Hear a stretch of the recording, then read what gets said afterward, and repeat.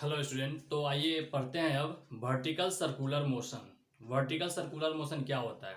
Vertical circular motion की जैसे कि मान लीजिए कि एक सर्कुलर पाथ में इस तरह से कोई एक रस्सी को हमने स्ट्रिंग को हमने एक बॉब से इस तरह से लटका रखे हैं।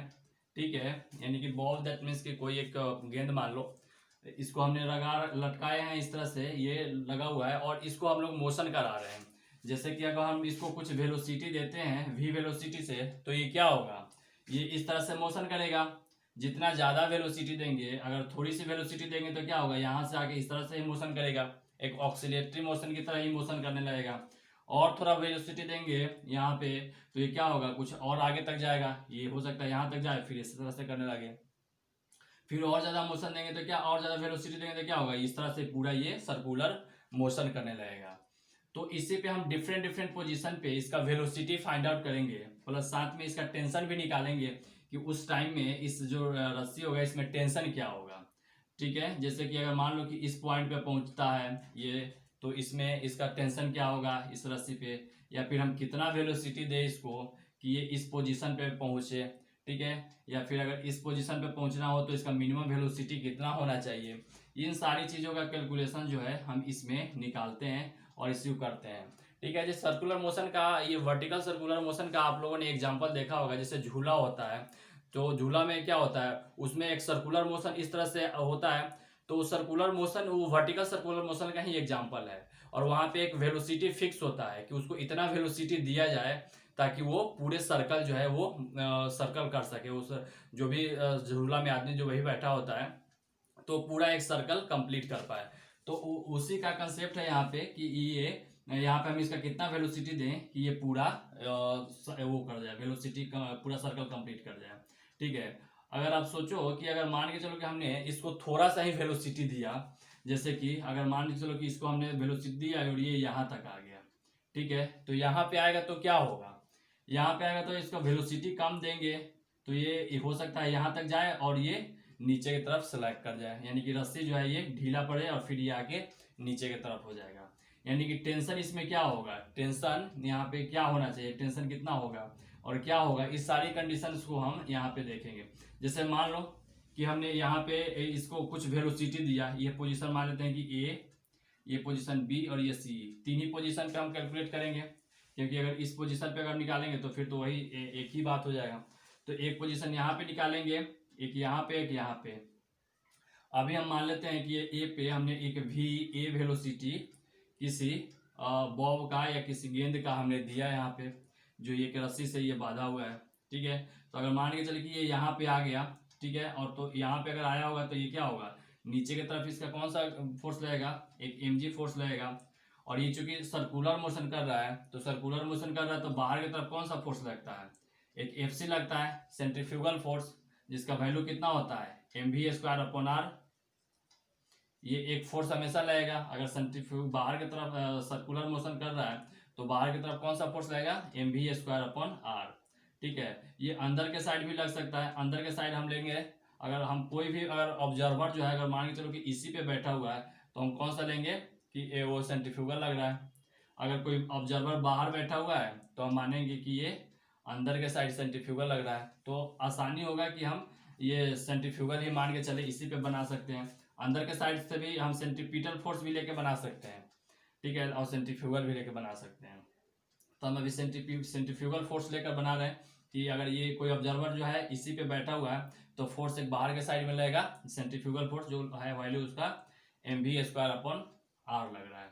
ठीक है, और ये कुछ एंगल्स के साथ होगा, ये जो है कुछ मान के चलो कि ये इसके साथ कुछ एंगल होगा, थीटा एंगल के साथ, ये नीचे के साइड में है।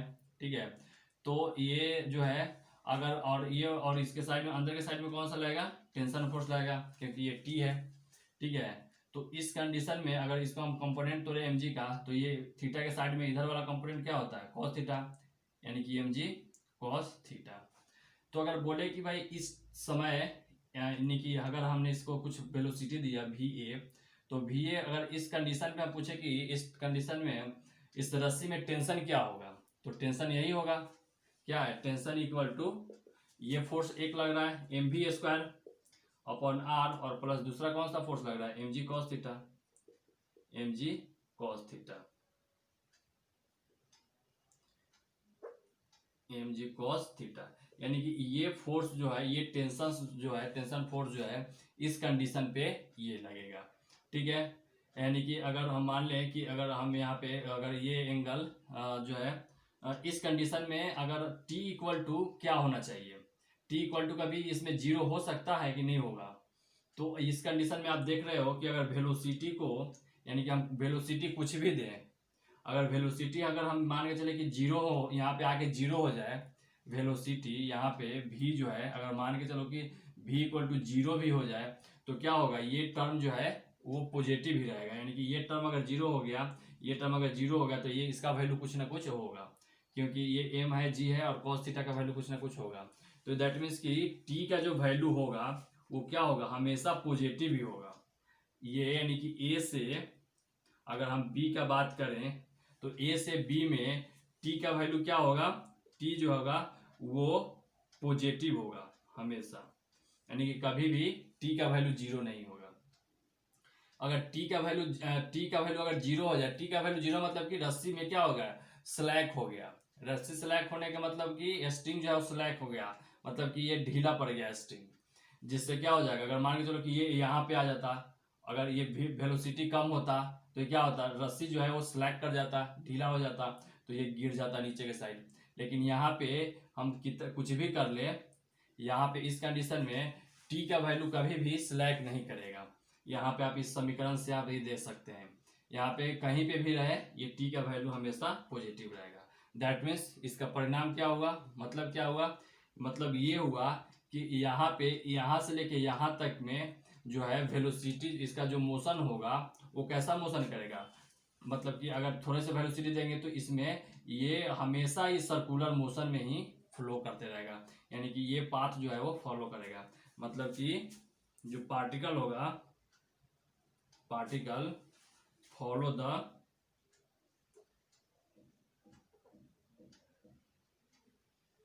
Particle follow the circular arc,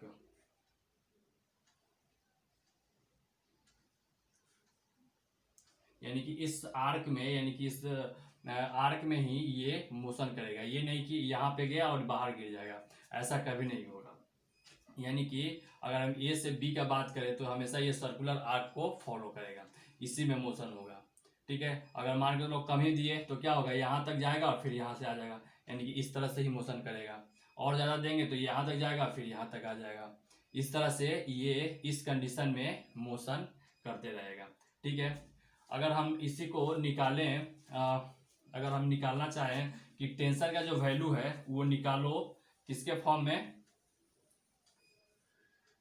ये रिजल्ट लिख लो, t इक्वल टू क्या है, mv square upon r plus कितना था, mg cos theta,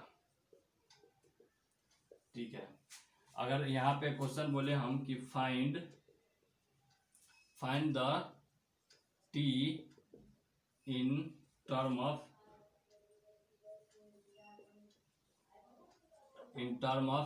theta va और r थीटा r g, यानी कि इनके टर्म में हमें किसका निकालना है, t का वैल्यू निकालना है, t एक समीकरण निकालना है, वो कैसे निकलेगा, ठीक है।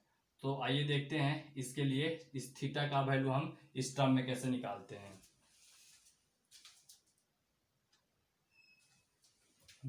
तो इसको निकालते हैं इसके फॉर्म में। तो मान लीजिए कि यहाँ से ये जो है ये एंगल थीटा है और हमने इसको यहाँ से ये आगे बढ़ा दिया, तो ठीक है। यहाँ से ये क्या है, ये रेडियस है r, ये टोटल क्या है r है, ठीक है। तो ये एंगल थीटा है तो ये कितना हो जाएगा, ये हो जाएगा, अगर ये r है, ये टोटल रेडियस r है, तो इसको हम बोल सकते हैं r cos थीटा। ये जिधर थीटा होता है उधर हम cos थीटा लिख सकते हैं, r cos थीटा ये हो गया। तो यहाँ से यहाँ तक का डिस्टेंस क्या होगा, और ये टोटल r है, यहाँ से लेकर यहाँ तक ये रेडियस है तो r है, और यहाँ से लेकर यहाँ तक क्या है, आर कॉस थीटा है, तो ये कितना हो जाएगा, तो ये हो जाएगा आपका R minus R cos theta, R minus R cos theta. ठीक है, तो अब इस कंडीशन के लिए अब हमें निकल गया इस पॉइंट का, यहाँ से ये डिस्टेंस निकल गया कि ये इतना ऊंचाई पे है, यहाँ से इतना ऊंचाई पे ये बॉल जो है यहाँ पे गया हुआ है। तो अब यहाँ पे हमें लगाना पड़ेगा कंजर्वेशन ऑफ एनर्जी, यानी कि हमें ये एक रिलेशन टी निकालने के लिए हमें यूज करना पड़ेगा कंजर्वेशन ऑफ एनर्जी, यानी कि ऊर्जा संरक्षण के नियम। ऊर्जा संरक्षण का नियम क्या होता है, ऊर्जा संरक्षण का नियम बोलता है kinetic energy, potential energy plus kinetic energy, potential energy plus kinetic energy initial में यानी कि शुरू में, और बराबर होता है potential energy plus kinetic energy final, यानी कि फाइनली जो है, जैसे कि ये इनिशियल पोजीशन हो गया, ये फाइनल पोजीशन हो गया, तो इस इनिशियल पोजीशन में इसका काइनेटिक एनर्जी और पोटेंशियल एनर्जी क्या होगा, और इसका मतलब जो भी होगा वो, और जो फाइनल पोजीशन पे होगा दोनों के दोनों क्या होता है, इक्वल होता है, यानी कि एनर्जी क्या होता है, कंजर्व होता है। ये किसके लिए होता है, हम पोटेंशियल ये कंजर्वेशन ऑफ एनर्जी कहाँ पे लगाते हैं, कौन सा सिस्टम में लगाएंगे, तो वैसे सिस्टम में लगाएंगे जहाँ पे जो भी फोर्स होंगे वो सारे के सारे कैसे होंगे, कंजर्वेटिव फोर्स होंगे। कंजर्वेटिव फोर्स मतलब कि जैसे कि फ्रिक्शन फोर्स जो होता है वो नॉन कंजर्वेटिव फोर्स होता है, दैट मीन्स कि वो एक किसी भी एक लूप में उसका वैल्यू जो है वो जीरो नहीं होता है। ठीक है, तो कंजर्वेटिव फोर्स है वो बाद में देखेंगे, अभी ये समझ जाओ कि कंजर्वेटिव फोर्स के कंडीशन में हम एनर्जी कंजर्वेशन लॉ जो है वो लगा लेंगे, वो अगर हम देखेंगे इसमें वर्क एनर्जी थ्योरम में, इसका हम डिटेल्स में पढ़ेंगे कंजर्वेशन ऑफ एनर्जी के बारे में। तो यहाँ पे हमें ये कंसेप्ट लगाना है, कंजर्वेशन ऑफ एनर्जी लगा के हम यहाँ से इसके टर्म में निकाल सकते हैं। अब पोटेंशियल एनर्जी क्या होता है, पोटेंशियल एनर्जी को बोलते हैं mgh, यानी कि मास g और ये h, इसको बोलते हैं पोटेंशियल एनर्जी। और काइनेटिक एनर्जी का फॉर्मूला क्या होता है, ये होता है हाफ mv², यानी कि हाफ m यानी कि मास और वेलोसिटी का स्क्वायर, तो ये होता है आपका काइनेटिक एनर्जी और पोटेंशियल एनर्जी। ठीक है, तो इन दोनों पोजीशनों के लिए हमें निकालना है कि इस टाइम में एनर्जी और इस टाइम में एनर्जी सेम होगा, तो यहाँ से हमें निकल जाएगा v का वैल्यू निकलेगा कि यहाँ पे ये v जो है वो कितना होगा। ठीक है, यहाँ पे v का वैल्यू हमें निकालना है कि यहाँ पे v क्या आएगा, और उसी v का वैल्यू हम इस समीकरण में पुट कर देंगे, तो t का जो वैल्यू आएगा वो आएगा। अभी देखते हैं क्या आता है, जैसे कि अब मान लो कि इस पोजीशन के लिए इनिशियल में क्या होगा, पोटेंशियल एनर्जी को हम यू से सूचित करते हैं, तो यू आई प्लस ये के को हम इससे लिखते हैं के आई इक्वल टू क्या होगा, यू एफ और प्लस के एफ। तो इनिशियल में जो स्थिर है यानी कि कोई हाइट नहीं है तो क्या होगा, ये जीरो होगा, प्लस काइनेटिक एनर्जी क्या हो जाएगा, हाफ एम वी ए, यहाँ पे वेलोसिटी कितना है वी ए, इसका स्क्वायर इक्वल टू, अब कितना हो जाएगा यहाँ पे पोटेंशियल एनर्जी, ये हो जाएगा एम जी और एच, यानी कि कितना हाइट हो गया, ये हो गया height R minus R cos theta, ये हाइट हो गया, और प्लस यहाँ पे वेलोसिटी कितना हो जाएगा, काइनेटिक एनर्जी कितना हो जाएगा, तो काइनेटिक एनर्जी हो जाएगा 1/2 m v², यहाँ पे वेलोसिटी कितना है v²। ठीक है, तो अब देखो ये m ये m ये m, ये तीनों m का जो है कैंसिल आउट हो जाएगा, और ये 2 जो है ये भी 2 कैंसिल हो जाएगा, लेकिन यहाँ पे 2 हो जाएगा, तो ये क्या बच जाएगा, यहाँ पे ये हो जाएगा va² इज इक्वल टू, ये हो जाएगा 2g r minus R cos theta, और प्लस ये क्या हो जाएगा v²। ठीक है, अगर हम इस v को लिखें तो v इक्वल टू कितना हो जाएगा, v² इज इक्वल टू क्या हो जाएगा, va का स्क्वायर, और ये सारा इधर डालते हैं 2g r minus R cos theta. ठीक है, अब इस v² को हम इस समीकरण में पुट कर देते हैं, तो हमें निकल जाएगा एक समीकरण निकल जाएगा, किसके फॉर्म में, आपका थीटा वी ए आर और जी और एम के फॉर्म में, यानी कि यहाँ से ये निकल जाएगा। तो अब इसी को हम पुट करते हैं, फिर इसको मिटाते हैं ताकि इसमें हम पुट कर सकें, इसको पहले लिख लेते हैं। जैसे कि इसमें हम पुट करेंगे तो ये क्या हो जाएगा, t इज इक्वल टू, ये हो जाएगा m v स्क्वायर कितना है, ये हो गया va का square minus 2g r minus r cos theta, अब अपॉन में r है, और plus mg cos theta, mg cos theta, ये हो गया।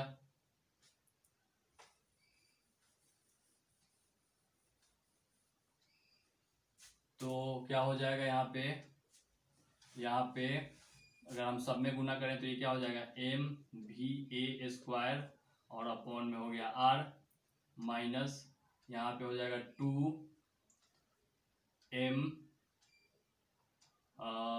2mg और r भी कॉमन ले लेते हैं तो ये कितना हो जाएगा 1 माइनस कॉस थीटा, ठीक है, 1 माइनस कॉस थीटा, और प्लस में क्या है mg कॉस थीटा। तो ये r बट्टा में हो जाएगा, यहाँ भी हो जाएगा r, ठीक है, तो ये r से ये भी r कट जाएगा, तो यहाँ पे क्या बच रहा है mva स्क्वायर अपॉन r, और माइनस इसको हम इसमें मल्टीप्लाई करेंगे तो ये हो जाएगा 2mg और प्लस ये होगा 2mg कॉस थीटा, और प्लस ये है mg cos theta.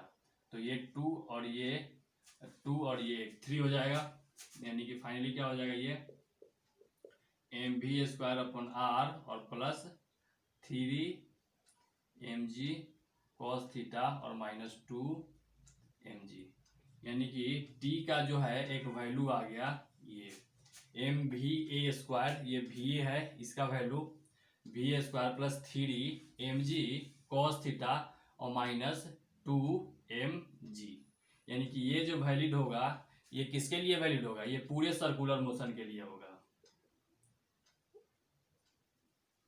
Valid for circle, यानी कि पूरे सर्कल के लिए ये समीकरण हम वैलिड बना सकते हैं, या फिर वैलिड होगा ये, ठीक है। अब यही देखेंगे कि ये अलग अलग कंडीशन में इसका वैल्यू क्या होगा।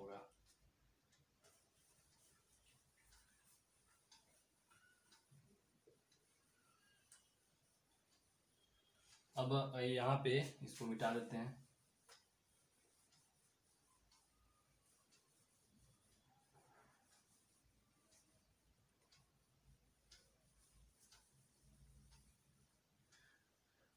अब यहाँ पे क्वेश्चन एक मान के चलो कि ऐसे दिया हुआ है कि कौन सा find the which one is correct,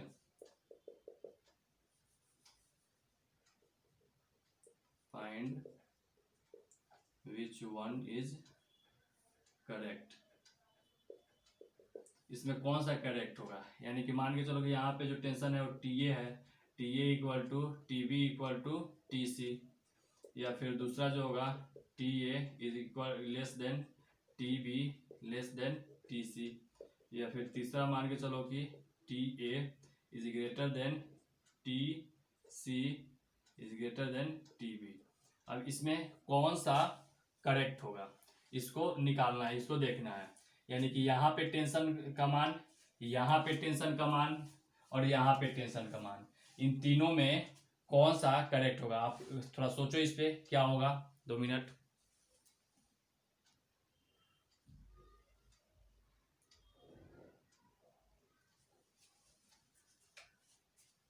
तो कौन सा सही होगा, आइए देखते हैं बारी बारी से। जैसे कि अगर हम पहला कंडीशन लेते हैं इस कंडीशन के लिए, यानी कि TA पे अगर हम लेंगे तो TA पे क्या कंडीशन होगा, TA पे थीटा का जो वैल्यू होगा ये वैल्यू कहाँ होगा, यहाँ पे, यानी कि T इक्वल टू क्या होगा, 0 होगा, 0 डिग्री, यानी कि TA जो निकलेगा वो क्या निकलेगा, mv स्क्वायर अपॉन r, यही निकाला था मैंने इससे पहले अभी जो इक्वेशन था, माइनस 3mg कॉस थीटा और प्लस mg, यही था, एक बार चेक कर लेना। यही था कि कोई और समीकरण था?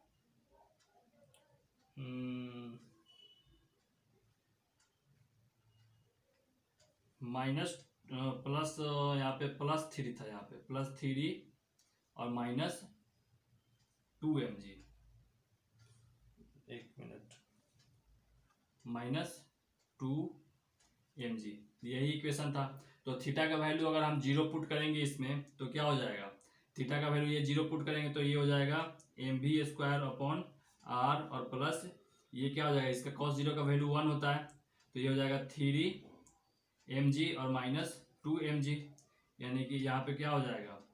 mv² r और प्लस mg हो जाएगा। ये हो जाएगा 1 mg हो जाएगा, 3 - 2 हट जाएगा तो ये mg आ गया। दैट मीन्स कि ये TA का वैल्यू ये आ गया। अगर हम B पॉइंट पे निकालें, इस पॉइंट पे, तो इस पॉइंट पे एट पॉइंट B थीटा का वैल्यू कितना होगा? थीटा का वैल्यू होगा 90 डिग्री। तो 90 डिग्री करेंगे तो कितना हो जाएगा? यहाँ पे T का मान कितना हो जाएगा? T एट B पॉइंट पे निकालेंगे तो यहाँ पे ये हो जाएगा mv² और अपॉन हो जाएगा r और प्लस ये हो जाएगा 0, क्योंकि यहाँ पे tan 90 का मान कितना होता है? 0 होता है, तो ये टर्म 0 हो जाएगा और माइनस कितना हो जाएगा? -2 mg, ये हो जाएगा। तो यानी कि डायरेक्ट हम यहाँ पे ये लिख सकते हैं -2 mg, ये वैल्यू होगा। फिर अगर हम तीसरा कंडीशन निकालें एट पॉइंट C, तो C पे थीटा का वैल्यू कितना हो जाएगा? C का वैल्यू थीटा पे 180 डिग्री हो जाएगा। थीटा का वैल्यू C पॉइंट पे 180, यानी कि ये जो एंगल है ये यहाँ पे आ जाएगा, यानी कि थीटा का वैल्यू 180 हो जाएगा। तो यहाँ पे C का मान कितना हो जाएगा? यहाँ पे हो जाएगा mv² और बट्टा r और माइनस हो जाएगा 3 mg, cos 180 का मान -1 होता है, इतना हो जाएगा, और -2 mg। दैट मीन्स कि यहाँ पे हो जाएगा mv²/r और -5 mg हो जाएगा, 5 mg हो जाएगा। तो अब क्लियरली दिख रहा है कि कौन बड़ा है कौन छोटा है। दैट मीन्स कि ये पहला ऑप्शन जो है वो सही होगा। इसमें क्या हो रहा है? पहला में है इसमें +mg हो रहा है, दूसरा में -2 mg होगा और तीसरा में -5 mg हो गया। दैट मीन्स कि पहला सही होगा। तो कहने का मतलब, इसका निकालने का मतलब क्या हुआ? निकालने का मतलब ये हुआ कि अगर क्वेश्चन में दिया हुआ कि यहाँ पे टेंशन क्या होगा, यहाँ पे टेंशन, यहाँ पे टेंशन, यहाँ पे टेंशन क्या होगा, तो हम देख रहे हैं कि जैसे जैसे यहाँ से ऊपर की तरफ जा रहा है वैसे वैसे टेंशन का वैल्यू क्या हो रहा है? कम होते जा रहा है। यानी कि एक पोजीशन ऐसा आएगा कि वेलोसिटी भी कम होते जाता है। जैसे ही यहाँ से अगर हम कुछ वेलोसिटी से फेंके किसी गेंद को तो क्या होगा? धीरे धीरे वेलोसिटी कम होता है और फिर टेंशन भी कम होते जाता है। यहाँ से साफ पता चल रहा है कि अगर हम इसको कुछ वेलोसिटी से फेंके कुछ तो ये क्या होगा? धीरे धीरे इसका जो वेलोसिटी होगा वो कम होते जाएगा और इसका टेंशन भी जो होगा इसमें, इस रस्सी में, वो कम होते जाएगा। जहां पे इसका टेंशन जो है वो 0 या उससे कम हो गया तो ये क्या हो जाएगा? रस्सी स्लैग कर जाएगा, ढीला हो जाएगा, तो यहाँ से गेंद जो है वो गिर जाएगा। ठीक है। दैट मीन्स कि अगर मान के चलो कि इसको हमको पूरे सर्कल में मोशन करवाना है तो हमें कौन सा कंडीशन फॉलो करना पड़ेगा? तो कंडीशन हमें ये फॉलो करना पड़ेगा कि इसका जो गेंद का जो वेलोसिटी है वो यहाँ पे एट पॉइंट C पे t > 0 होना चाहिए। क्योंकि अगर ये गेंद इस पोजीशन पे आके t = 0 हो जाएगा, दैट मीन्स कि अगर t 0 हो जाएगा यानी कि इसमें कोई टेंशन नहीं रहेगा, कोई टेंशन नहीं रहेगा तो ये नीचे की तरफ गिर जाएगा। ठीक है। तो इसमें अगर हम इस गेंद को पूरे सर्कुलर मोशन में अगर हमको मोशन करवाना है तो हमको क्या कंडीशन फॉलो करना पड़ेगा कि इसका जो टेंशन है T यहाँ पे वो TC का जो वैल्यू होना चाहिए। अब ये देखते हैं भाई,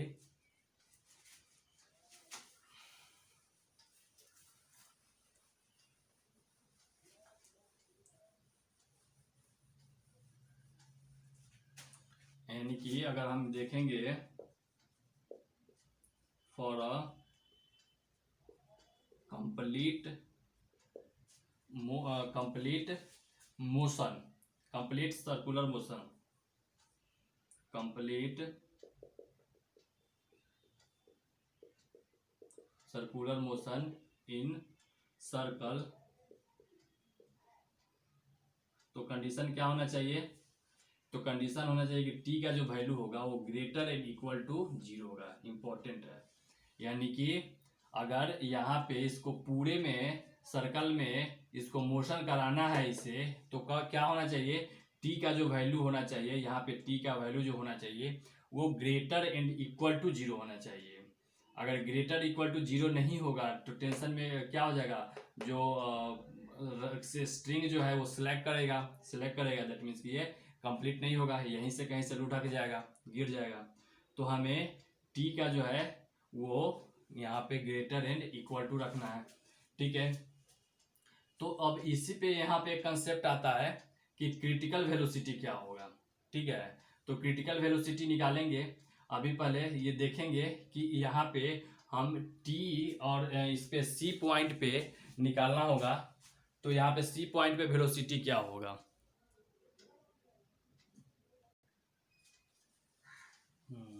तो इसको देखते हैं। जैसे कि मान लीजिए कि हमें निकालना है सी पॉइंट पे कितना वेलोसिटी रखा जाए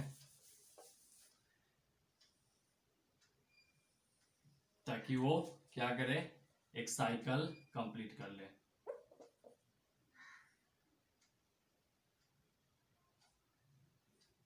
जैसे कि मान लो हमने यहाँ पे इसको गेंद को यहाँ पे रखा, ये पॉइंट ए है, ये बी है, ये सी है। हमें सी पॉइंट पे वेलोसिटी निकालना है, टेंशन निकालना है कि कितना होगा यहाँ पे। जैसे कि मान लो ये एम है तो नीचे की तरफ क्या लगेगा, इधर एम जी, और ये एंगल मान के चलो कि कुछ एंगल हमने फाई मान लिया, ये फाई एंगल के साथ दिया हुआ है। और ये चूंकि सर्कुलर मोशन कर रहा है तो बाहर की तरफ कौन सा फोर्स लगेगा, एक सेंट्रीफ्यूगल फोर्स mv²/r। ठीक है, ये एंगल अगर क्या है, फाई है, तो ये भी एंगल क्या होगा, फाई होगा।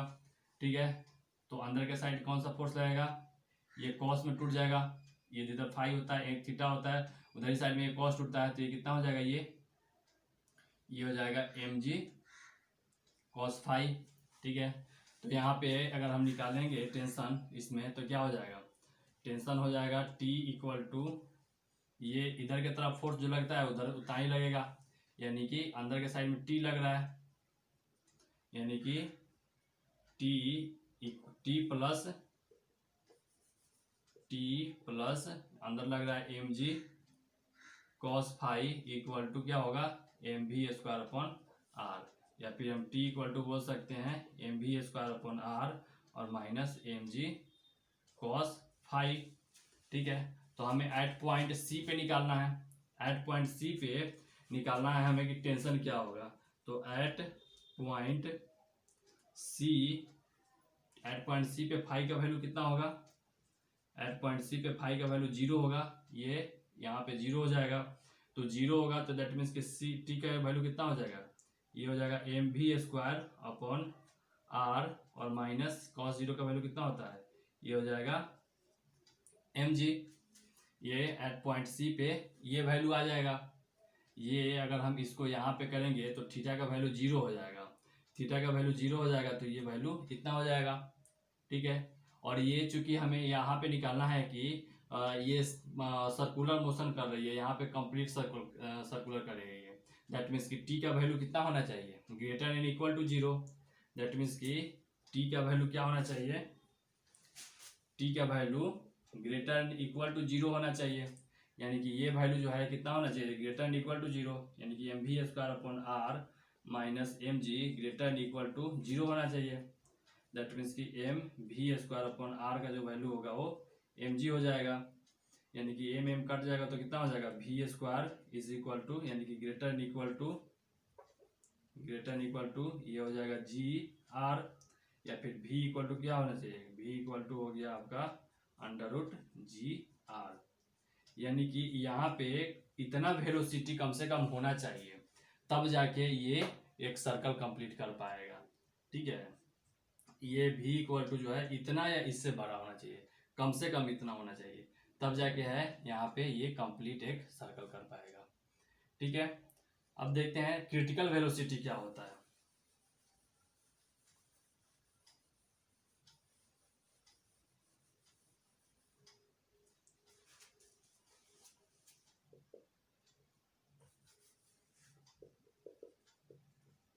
Critical velocity. क्रिटिकल वेलोसिटी होता है कि इस सर्कल में किसी भी पॉइंट पे जो t का वैल्यू हो वो ग्रेटर एंड इक्वल टू हो, यानी कि t का वैल्यू 0 नहीं हो, तो उस पॉइंट पे हम जो वेलोसिटी लेते हैं उसी को हम लोग बोलते हैं क्रिटिकल वेलोसिटी। मतलब ये हुआ कि the velocity at any point, the, या फिर बोल सकते हैं कि टेंशन एट एनी पॉइंट, इसको लिख सकते हैं the tension at any point is greater than 0, greater than 0, ठीक है, ग्रेटर देन 0। तो अगर हम किसी भी पॉइंट पे अगर t का वैल्यू जो है वो ग्रेटर देन 0 है, then at that point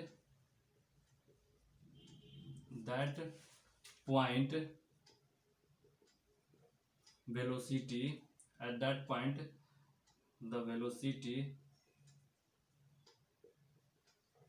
is called as critical velocity, ठीक है। यानी कि इस सर्कुलर मोशन में, इस सर्कल में कहीं पे भी किसी भी पॉइंट पे अगर t का value greater and equal to 0 है तो उस पे जो वेलोसिटी होगा वही उसका क्या हो जाएगा, क्रिटिकल वेलोसिटी। जैसे कि इससे पहले हमने t पॉइंट पे वेलोसिटी निकाला था, क्या निकाला था अभी जस्ट v t पॉइंट पे निकाला था, अंडर रूट क्या था r इंटू जी था,